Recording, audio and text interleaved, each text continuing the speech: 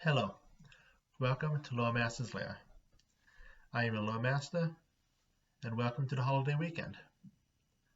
In honor of One Nation's celebration of democracy, today's episode will be looking at another democracy, Andoran, the birthplace of freedom. The long-term power in the inner sea, which now does not bend to any other lord, who works to guarantee the powers of its people when dealing with internal corruption. Maybe today we'll be learning about more than just a fictional country. Either way, let's get started. To start, I would like to start with part of the introduction from one of the two main source books on Andoran, the companion book Spirit of Freedom. Well, one of the two main 1E sources, but 2E all we really have is the World Guide, which is a short few paragraphs, so two main sources. It's a quote that I feel is pertinent to understand the feelings of one of the first democracies in the world.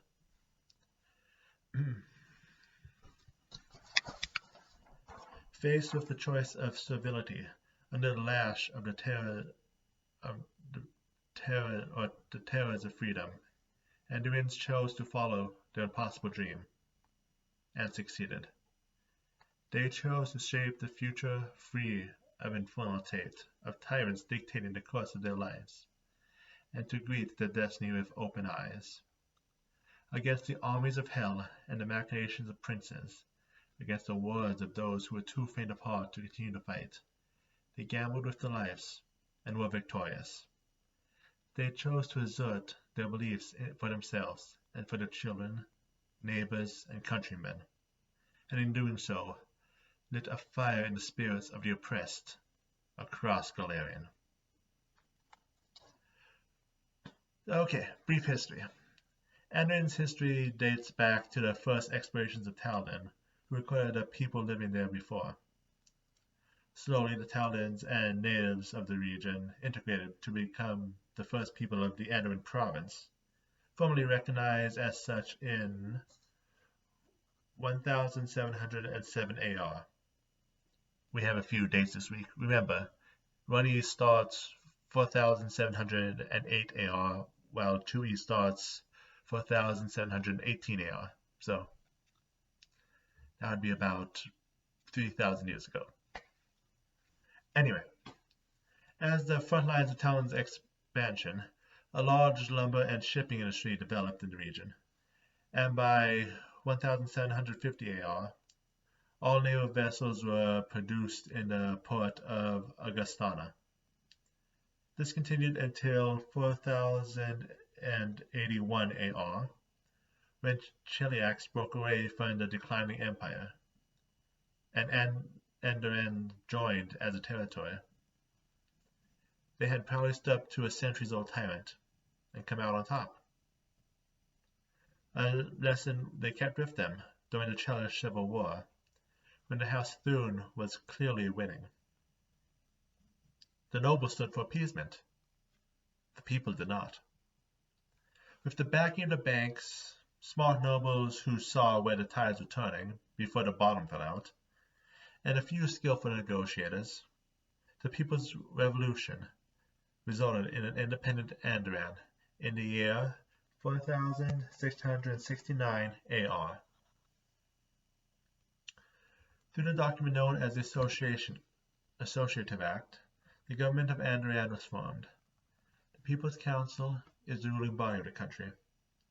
It consists of 350 representatives representing one person for each of the various populations, and one representing each guild.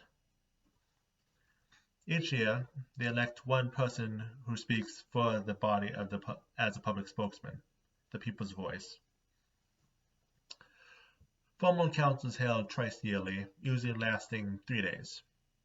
For the rest of the year, the officials preside over smaller moots, looking for issues to bring for the next session. The executive office of the country, the Supreme Elect, is selected every 4 years, and also serves as the mayor for the capital city of Alamos.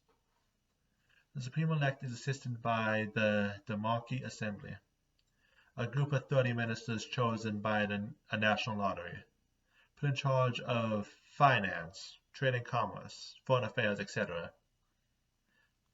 The former Supreme Council, who served through most of 1E timeline, was Godwin I of Augusta, who served through a whole 3 terms.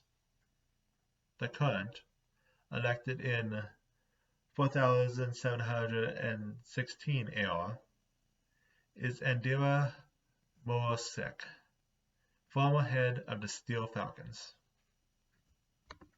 Speaking of the People's Council, that leads us to our first side tangent, the part of the show where we always keep our word.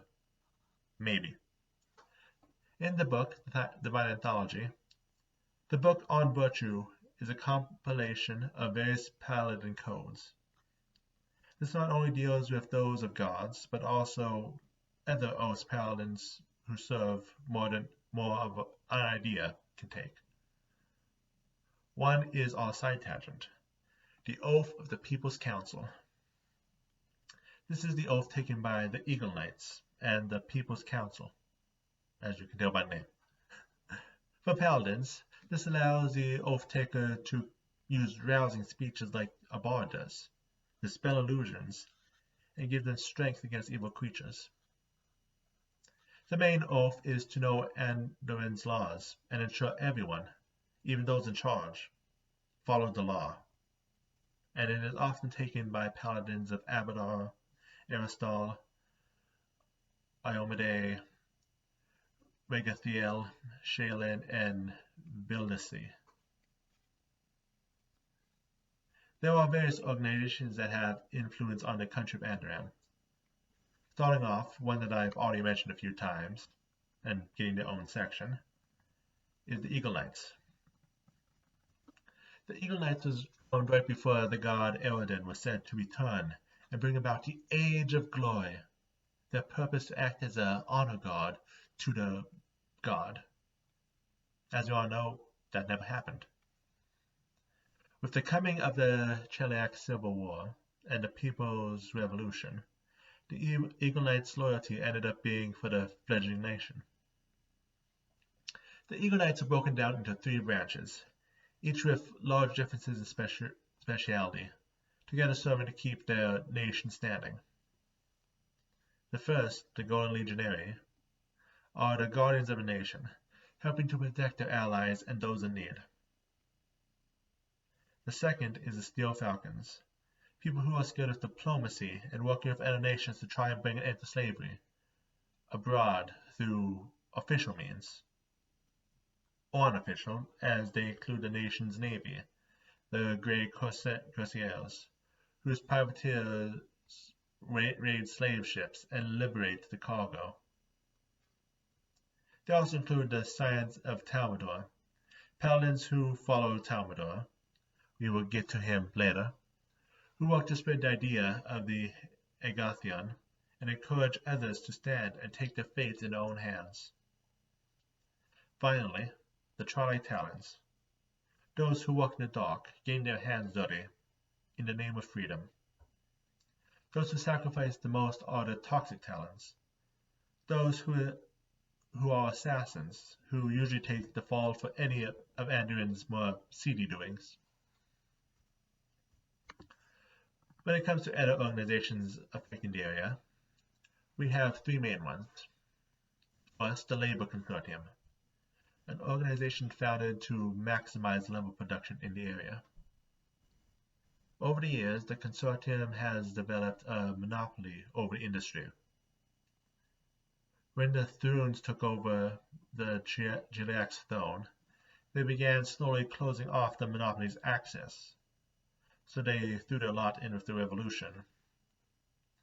They have to deal with minimum taxes, and the Golden Legionaries keep an eye out for the corruption, but they have managed to keep the nose clean, or apparently clean. Due to the consortium's influence, the second group has come into existence. Various druidic groups looking to make the people pay for what they have done to nature. The most prominent of these groups is the primordial ones. These druids hold Fae in high regard, and prefer to emulate them. They treat kindly the few small towns which are in the forest, but any lumberjack tends to be treated harshly.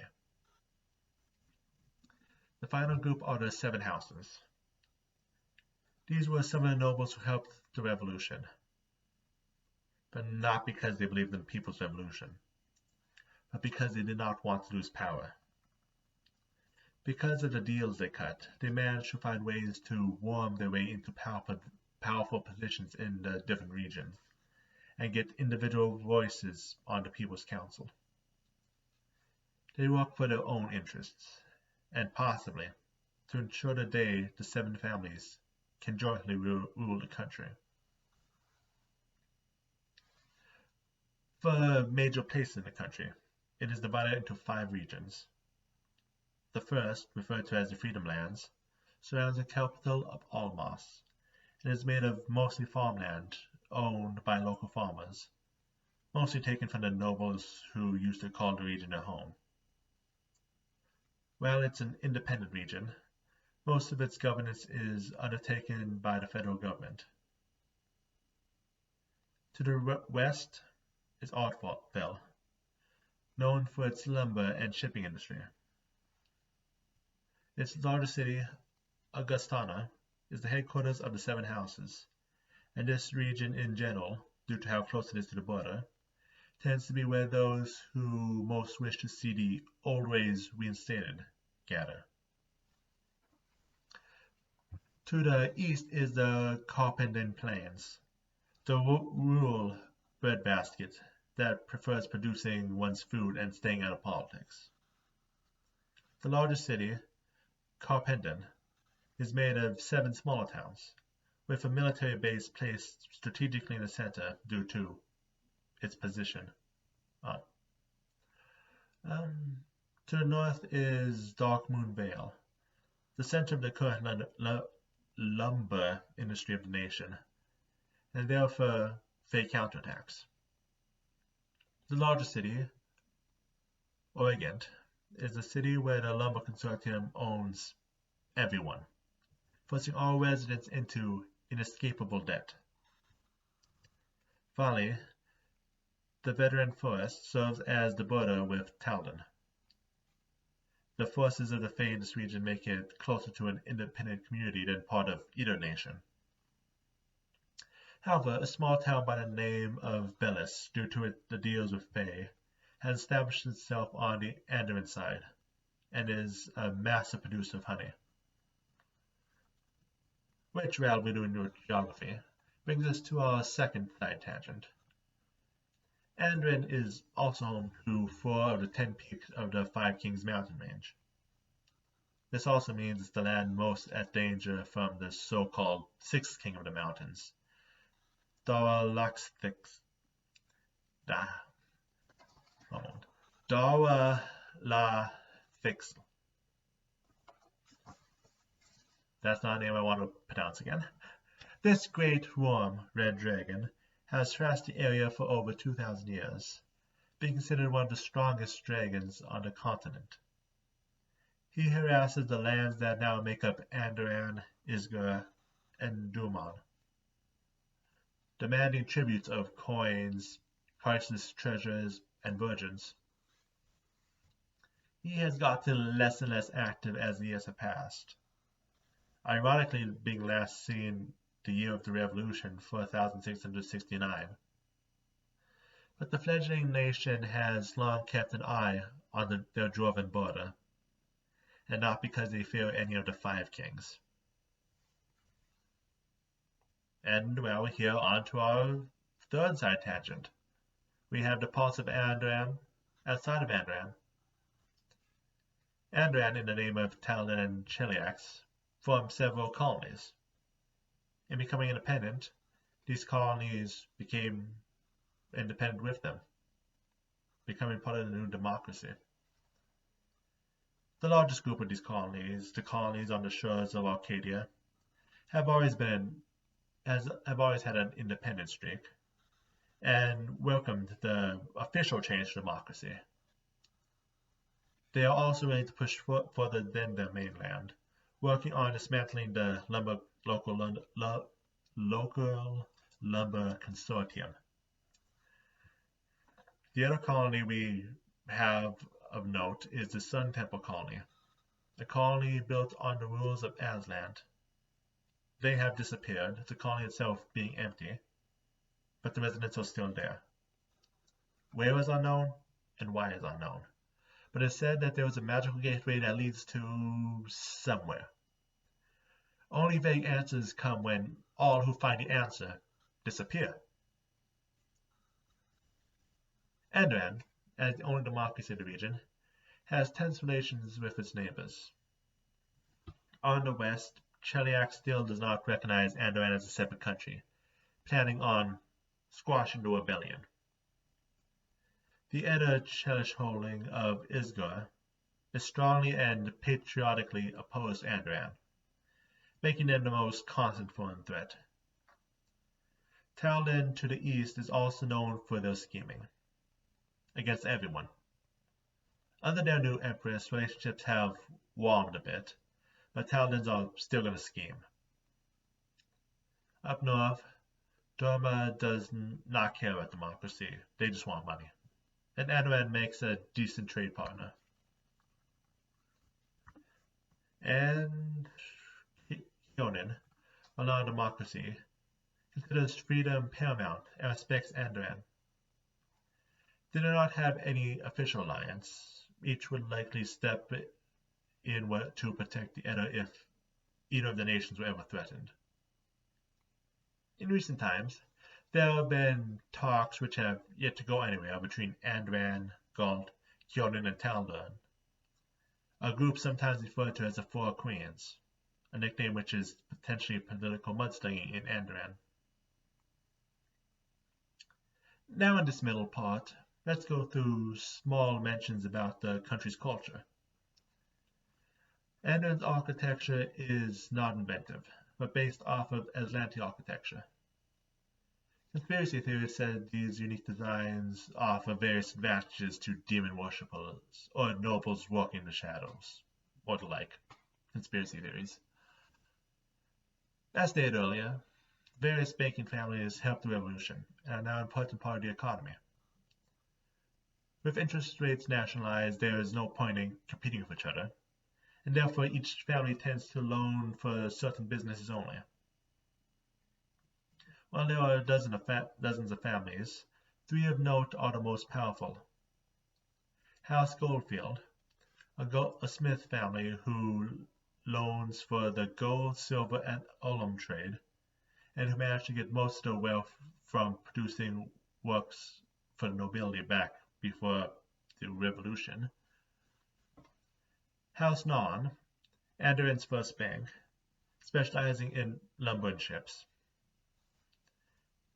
And House Valen, one focused on giving loans to adventurers, specializing in trading antiquities and artifacts, and has connections to pathfinders. Andoran's cuisine, due to its large navy, is a mixing pot from across the world.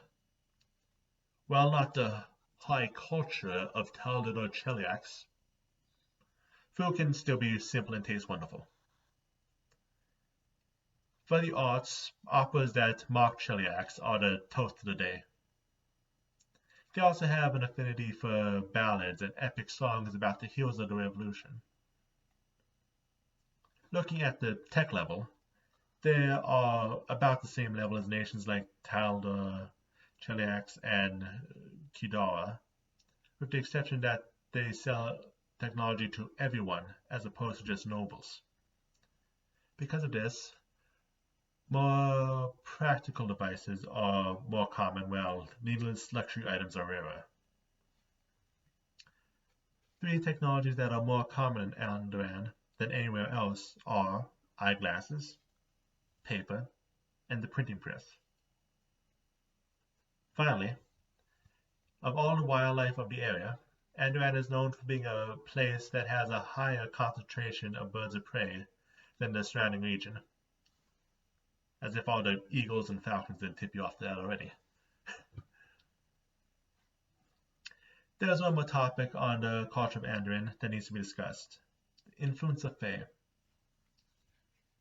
While Fae are generally portrayed as villains, they have a good reason to be hostile to the humans destroying their homes. But they do work to help humans avoid natural disasters, and in general tend to be more often than not avoiding humans. However, through interactions between the two, Andoran citizens have adapted some parts of the culture, like the game of Prismati, a game with two teams and which involves gemstones, feathers or scarves, and colored patches on the ground. Don't have a large description of how to actually play the game, but in addition, youth who live near Fae have seen the divisions of Fae courts and have come to associate themselves in similar ways. While this starts as a childish game, these courts have spread, with their influences covering anywhere including simple fistfights to taking sides in elections. For our last topic, we cannot go through one of my videos without going through religion in one way or another. Despite being a nation run by the idea of the common rule, faith plays a large role in Andoran. The Associative Act guarantees religious freedoms, the limits of which evil churches are willing to test, though most are smart enough to know to tread subtly. The main gods of the nation are Abadar, Kilin, Aerosol, Iomade, and Shaelin. As the nation advances, Aerosol is being pushed farther and farther to the fringes of the nation, while Abadar is growing larger. However, a growing congregation of Aerosol followers are choosing family and community over nature, planting gardens in larger cities, while likewise Abadar's followers preach using one's wealth to improve others' lives, helping the poor. Between the two are the followers of Iomade, who not only has a large presence in the military, but our paladins are in important positions in the Eagle Watch and the People's Council. Finally, Shaelin is popular among the fortunate upper class, while Kilin has a large presence among the lower and middle classes. And on the topic of religion, let's move on to our last side tangent. He who stands like a god to the Andoran people. Talmudor. This Agathon is the patron of Andoran, and is said to speak directly for the gods Iomade, Aerosol, and Shaelin. He is also said to be the second highest among Avol Agathons, only surpassed by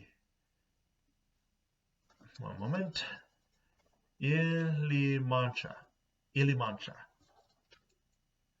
It is also said that the writings of the book on government came about through him sharing his ideas with the author. Despite his strength, despite how much those around him see him as a god, he refuses to take up his rank among ephemeral lords, preferring humans to act, to work with community, instead of relying on some god. He is, after all, an Agathon, pushing humans to enlightenment.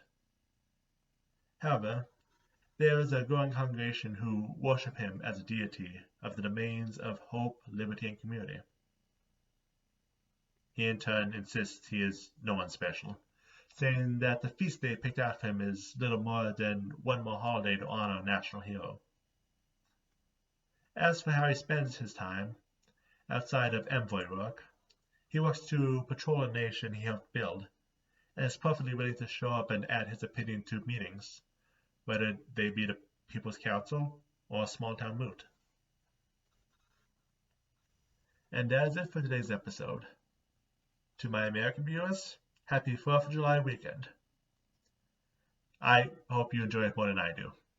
By the time this video is live, I'll probably be dying of heat stroke because I'm the only person in my family with 0 degrees to 100. Anyway, enjoy yourselves.